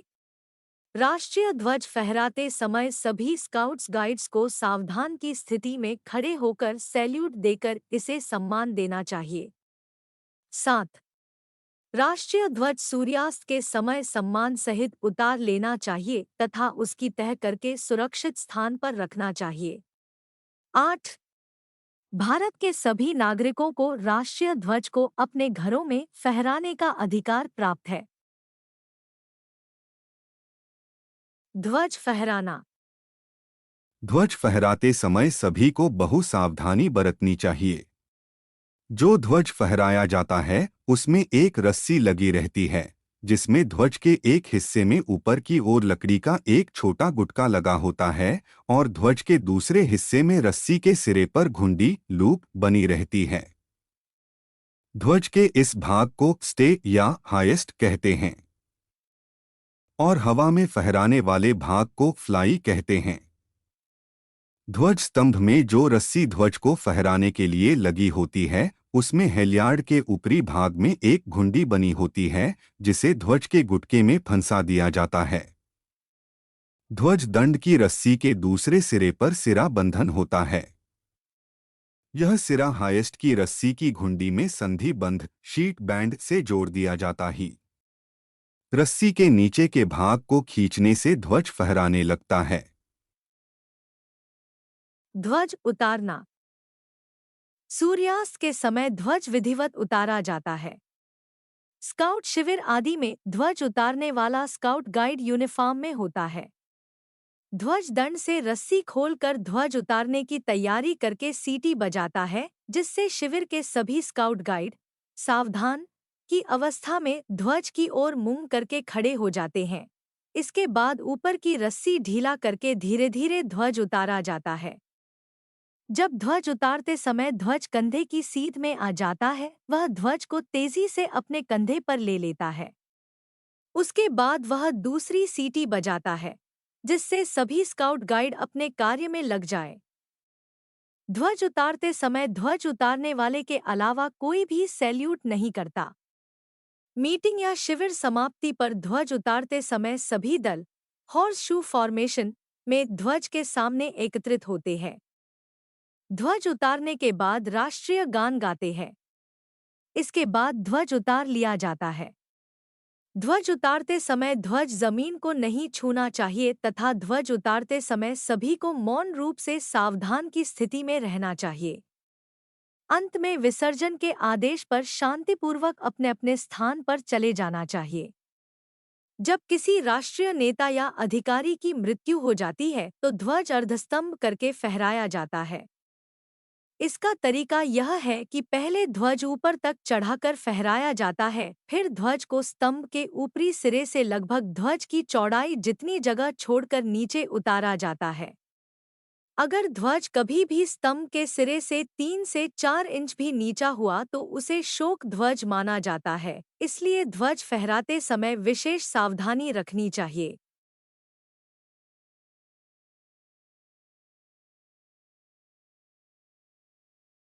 प्रवेशिका पद जांच 8। टोली विधि व टोली का निर्माण। टोली विधि व टोली का निर्माण। स्काउटिंग में सबसे महत्वपूर्ण गुण है अनेकता में एकता, जिसके लिए प्रत्येक स्काउट गाइड दल में 2 या 2 से अधिक टोलियां पेट्रोल होती हैं तथा प्रत्येक टोली में 6 से 8 रोवर रेंजर होते हैं। पेट्रोल सिस्टम का मुख्य उद्देश्य उसके सदस्यों को उनकी वास्तविक जिम्मेदारी देना है। प्रत्येक पेट्रोल अपने एक सदस्य को लीडर चुनता है जो टोली नायक अथवा पेट्रोल लीडर कहलाता है। स्काउट मास्टर गाइड कैप्टेन टोली नायक से बहुत सी आशाएं करते हुए टोली नायक को कार्य करने के लिए उपयुक्त अवसर देता है। टोली नायक अपनी टोली के लिए सभी सदस्यों में से एक दूसरे सदस्य को अपना सेकंड टोली नायक चुनता है। टोली की निपुणता तथा चुस्ती की जिम्मेदारी टोली के लीडर पर ही होती है। सभी रोवर रेंजर अपने लीडर का कहना मानते हैं। टोली के सदस्यों को प्रशिक्षण प्राप्त करने के अवसर बनाने के अतिरिक्त टोली नायक को उनका नेतृत्व भी करना पड़ता है। टोली नायक अपनी बाईं जेब पर सदस्यता बैज के दोनों तरफ 6 सेंटीमीटर लंबी 1.5 सेंटीमीटर चौड़ी हरी पट्टी लगाता है। सेकंड पेट्रोल लीडर इसी तरह की एक पट्टी सदस्यता बैज के दाईं ओर लगाएगा। पेट्रोल लीडर काउंसिल और court of honour patrol system का एक आवश्यक अंग है। यह दल के सभी मतभेदों के मामलों का फैसला करती है। प्रत्येक स्काउट रोवर टोली का नाम पशु पक्षियों के नाम पर रखा जाता है जिसे पेट्रोल अपने पेट्रोल ध्वज पर भी लगाते हैं। गाइड रेंजर टोली के नाम फूलों के नाम पर रखे जाते हैं। सभी टोलियां अपनी टोली के नाम के अनुसार एक आदर्श वाक्य तथा टोली के लिए एक या एक से अधिक नारे भी बनाते हैं। आदर्श वाक्य। उदाहरण के लिए कुछ टोली के नाम और आदर्श वाक्य निम्न प्रकार है। 1 ईगल्स बाज ऊंचा उड़ो। 2 बिवर्स ऊद मेहनत करो। 3 हाउंड्स शिकारी कुत्ते मृत्यु तक ईमानदार रहो। 4 गज मस्ती से जियो। 5 हंस शान से चलो। 6 कोयल मीठा बोलो। 7 मोर खुश रहो। 8 सिंह बहादुर बनो। प्रत्येक पेट्रोल के प्रत्येक को अपनी टोली के नाम के पशु पक्षी की आवाज निकालने का अभ्यास करना चाहिए। आवश्यकता पड़ने पर टोली को किसी भी समय इसी आवाज का प्रयोग करके बुलाया जा सकता है तथा प्रत्येक टोली का एक कोडवर्ड भी होना चाहिए। आदर्श टोली निर्माण।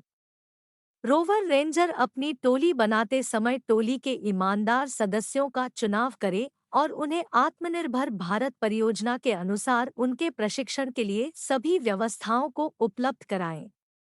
रोवर रेंजर को दल में सम्मिलित करने से पहले यह आवश्यक है उनके विद्यालयों या उनके माता-पिता से मिलकर लिखित में अनुमति ले लेनी चाहिए। टोली के सभी रोवर रेंजर सदस्यों को प्रवेशिका बैज उत्तीर्ण कराकर तथा उनको टोली नायक तथा उप टोली नायक बनाकर उनसे कहे वो भी अपनी टोली का निर्माण करने के लिए नए रोवर रेंजर बनाएं तथा नए सदस्यों को पुराने सदस्यों या स्वयं उनको प्रशिक्षण दिलाएं। टोली निनाद। रोवर रेंजर जब अपनी टोली का निर्माण कर रहे हो तब उन्हें टोली का नाम तथा अपनी टोली के लिए टोली के नाम के अनुसार कुछ निनाद अथवा नारे बनाने चाहिए ताकि इन नारों से अपनी टोली में जोश से आगे बढ़ने के लिए प्रेरित किया जा सके। उदाहरण के लिए कुछ नारे आपको दिए जा रहे हैं। टोली निनाद टोली के नाम व गुण के आधार पर होना चाहिए, जैसे 1 कोयल टोली कुहू कुहू कोयल बोली बोल रही है मीठी बोली। 2 लिली टोली लिली है फूलों की रानी सुंदरता की हम महारानी।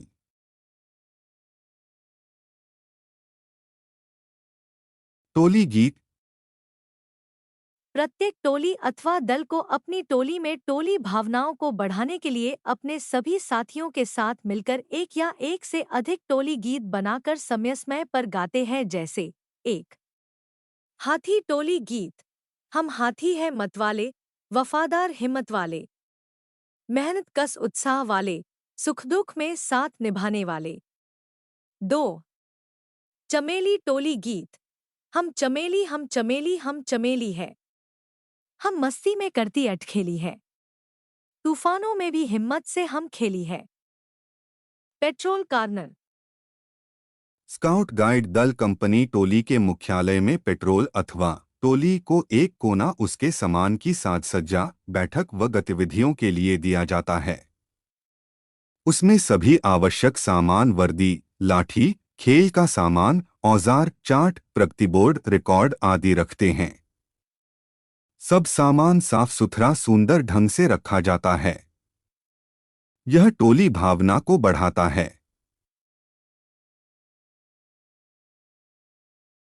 प्रवेशिका पद जांच 9। सूर्य नमस्कार और BP 6 व्यायाम। सूर्य नमस्कार।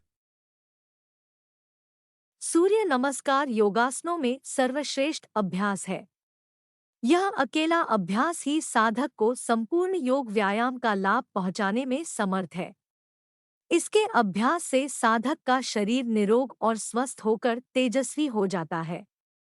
सूर्य नमस्कार स्त्री पुरुष बाल युवा तथा वृद्धों के लिए भी उपयोगी बताया गया है। सूर्य नमस्कार का अभ्यास 12 स्थितियों में किया जाता है, जो कि निम्न प्रकार चित्रों के माध्यम से दर्शाए गए हैं। कृपया साधक ध्यानपूर्वक चित्रों का अनुसरण करें। सूर्य नमस्कार योगासन स्थिति 1 तथा स्थिति 2। पहली स्थिति में दोनों हाथों को जोड़कर सीधे खड़े हों। नेत्र बंद करें। ध्यान आज्ञा चक्र पर केंद्रित करके सूर्य भगवान का आह्वान ओम मित्राय नमः मंत्र के द्वारा करें।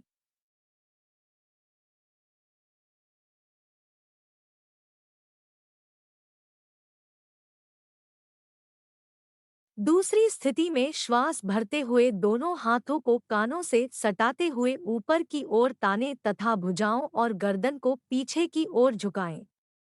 ध्यान को गर्दन के पीछे विशुद्धि चक्र पर केंद्रित करें।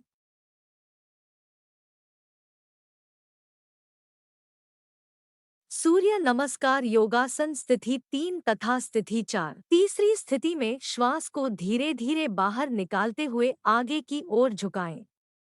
हाथ गर्दन के साथ कानों से सटे हुए नीचे जाकर हथेलियां पैरों के दाएं बाएं पृथ्वी का स्पर्श करें। घुटने सीधे रहें। माथा घुटनों का स्पर्श करता हुआ ध्यान नाभि के पीछे मणिपूरक चक्र पर केंद्रित करते हुए कुछ क्षण इसी स्थिति में रुके। कमर एवं रीढ़ के दोष वाले साधक इसको न करें।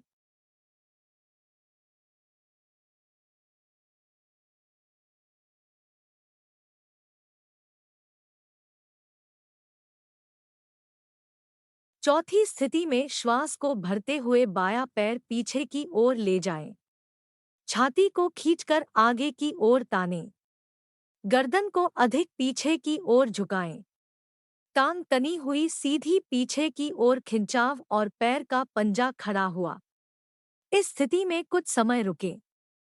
ध्यान को स्वाधिष्ठान अथवा विशुद्धि चक्र पर ले जाएं।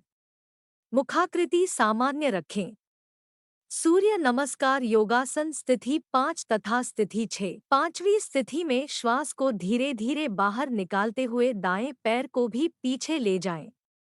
दोनों पैरों की एड़ियां परस्पर मिली हुई हों। पीछे की ओर शरीर को खिंचाव दे और एड़ियों को पृथ्वी पर मिलाने का प्रयास करें। नितंबों को अधिक से अधिक ऊपर उठाएं। गर्दन को नीचे झुकाकर ठोड़ी को कंठकूप में लगाएं। ध्यान सहस्रार चक्र पर केंद्रित करने का अभ्यास करें।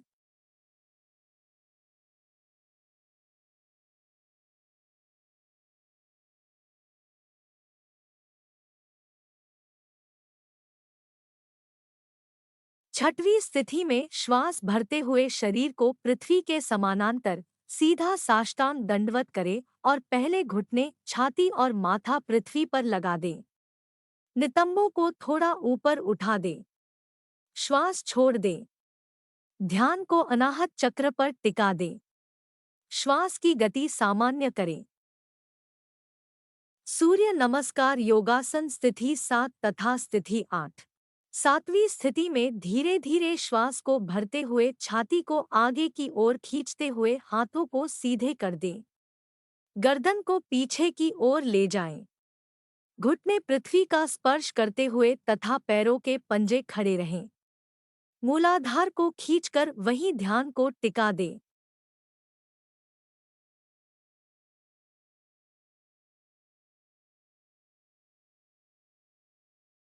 आठवीं स्थिति में श्वास को धीरे धीरे बाहर निकालते हुए दोनों पैरों की एड़ियां परस्पर मिलाते हुए पीछे की ओर शरीर को खिंचाव दे और एड़ियों को पृथ्वी पर मिलाने का प्रयास करें। नितंबों को अधिक से अधिक ऊपर उठाएं। गर्दन को नीचे झुकाकर ठोड़ी को कंठकूप में लगाएं। ध्यान सहस्रार चक्र पर केंद्रित करने का अभ्यास करें। सूर्य नमस्कार योगासन स्थिति 9 तथा स्थिति 10। नौवीं स्थिति में श्वास को भरते हुए दाहिने पैर को आगे की ओर ले जाएं। छाती को खींचकर आगे की ओर तानें। गर्दन को अधिक पीछे की ओर झुकाएं। टांग तनी हुई सीधी पीछे की ओर खिंचाव देते हुए और पैर का पंजा खड़ा हुआ। इस स्थिति में कुछ समय रुके। ध्यान को स्वाधिष्ठान पर ले जाएं। मुखाकृति सामान्य रखें।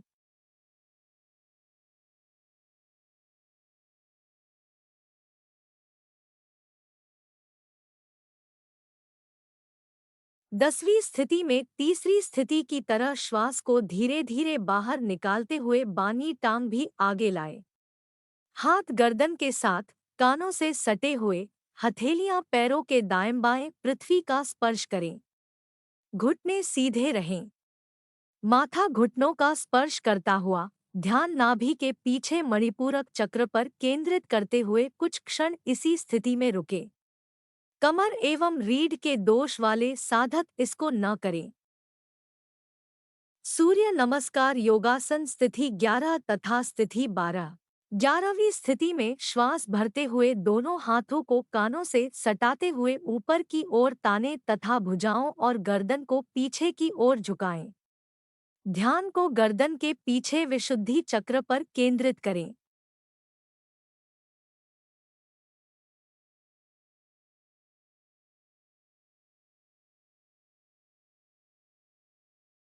बारहवीं स्थिति में यह स्थिति पहली स्थिति की भांति रहेगी। हाथों को नमस्कार की स्थिति में रखें, फिर कुछ समय बाद हाथों को नीचे कर लें। सूर्य नमस्कार। सूर्य नमस्कार की उपरोक्त 12 स्थितियां हमारे शरीर के संपूर्ण अंगों की विकृतियों को दूर करके निरोगी बना देती है। यह पूरी प्रक्रिया अत्यधिक लाभकारी है। इसके अभ्यासी के हाथों पैरों के दर्द दूर होकर उनमें सबलता आ जाती है। गर्दन, फेफड़े तथा पसलियों की मांसपेशियां सशक्त हो जाती है। शरीर की फालतू चर्बी कम होकर शरीर हल्का फुल्का हो जाता है। सूर्य नमस्कार के द्वारा त्वचा रोग समाप्त हो जाते हैं अथवा इनके होने की संभावना समाप्त हो जाती है। इस अभ्यास से कब्ज आदि उदर रोग समाप्त हो जाते हैं और पाचन तंत्र की क्रियाशीलता में वृद्धि हो जाती है। इस अभ्यास के द्वारा हमारे शरीर की छोटी बड़ी सभी नसनाड़ियां क्रियाशील हो जाती है।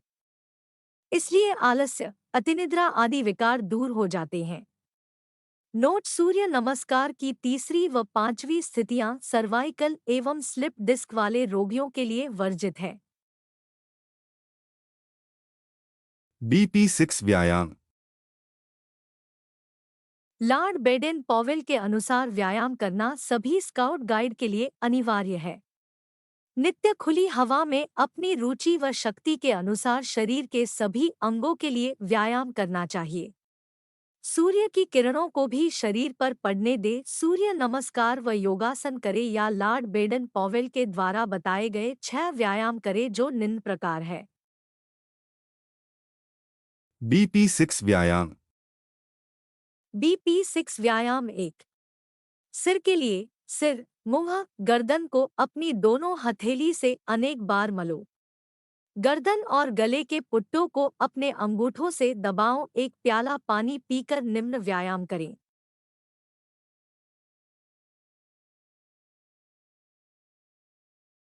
BP6 व्यायाम 2। सीने के लिए चित्र संख्या 1 के अनुसार सामने झुकते हुए सांस बाहर धीरे धीरे निकाल दें। चित्र संख्या 2 के अनुसार धीरे धीरे सांस भरते हुए सिर को ऊपर ले जाकर मुंह से सांस निकालते हुए धन्यवाद या थैंक्स कहो। इस व्यायाम को 12 बार दोहराओ। BP6 व्यायाम। BP6 व्यायाम 3। पेट के लिए चित्र संख्या 3 के अनुसार सावधान खड़े होकर दोनों हाथ सामने की ओर फैलाओ। बिना पैर हिलाएं धीरे धीरे सांस भरते हुए दोनों हाथों को यथासंभव दाईं ओर मोड़ो। थोड़ा रुककर धीरे धीरे सांस छोड़ दो, फिर सांस भरकर यथासंभव बाईं ओर मोड़ो। यह एक क्रिया हुई। इसे 12 बार दोहराओ। BP6 व्यायाम। BP6 व्यायाम 4। धड़, ट्रंक के लिए इसे शंकु व्यायाम भी कहा जाता है। ध्यान स्थिति में खड़े होकर दोनों हाथों को ऊपर उठाएं, जितना संभव हो सिर के ऊपर, और दोनों हाथों की उंगलियों को आपस में जोड़ते हुए लिंक करें। पीछे की ओर झुकें और फिर एक शंकु की दिशा में बाहों को बहुत धीरे धीरे घुमाएं, ताकि हाथ शरीर के चारों ओर एक चौड़े घेरे का निर्माण करें। शरीर को कमर से झुकाकर एक सामने तरफ झुक जाए। फिर सामने की तरफ से फिर दूसरी तरफ की ओर पहली स्थिति में वापस आ जाए। सर्कल पूरा करने के बाद विपरीत दिशा में शुरू करें। दोनों सर्कल 6 बार दोहराएं। आगे झुकते समय सांस ले और वापस जाते समय सांस छोड़े। इसे 12 बार दोहराओ। BP6 व्यायाम। BP6 व्यायाम 5।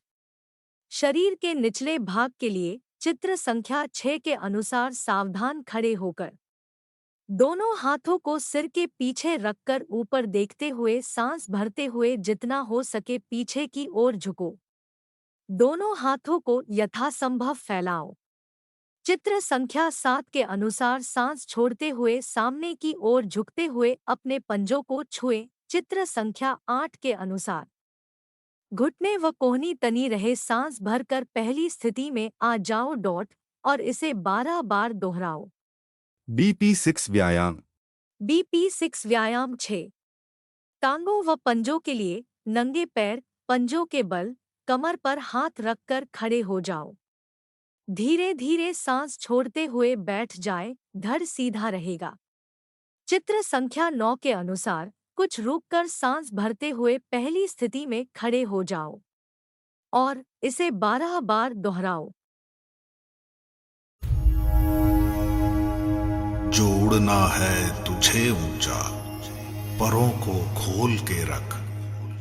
कसौटी वक्त की है, हौसलों को तोल के रख।